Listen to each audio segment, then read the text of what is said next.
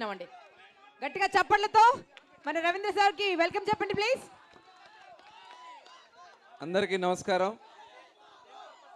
చాలా సంతోషం. ఈరోజు మన విజయవాడ మహానగరంలో మరి సూపర్ స్టార్ కృష్ణ గారి విగ్రహాన్ని మరి ఇప్పుడే ఆవిష్కరించుకోవడం జరిగింది.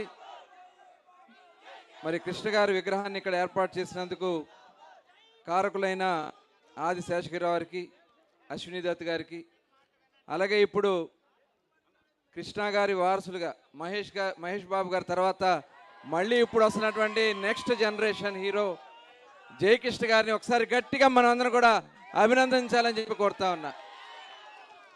ఎందుకంటే కృష్ణ అంటే మన మొట్టమొదట గుర్తొచ్చేది విప్లవాత్మకమైనటువంటి చిత్రాలు. Alluri Sitaramaraju.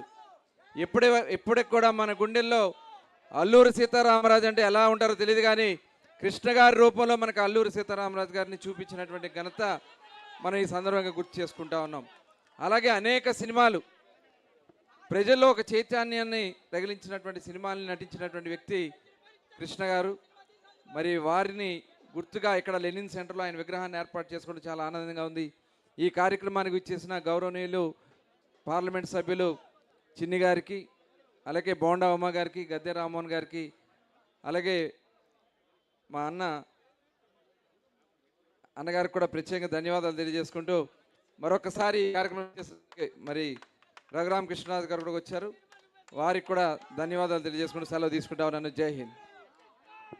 Thank you so much sir. Now మన విజయవాడ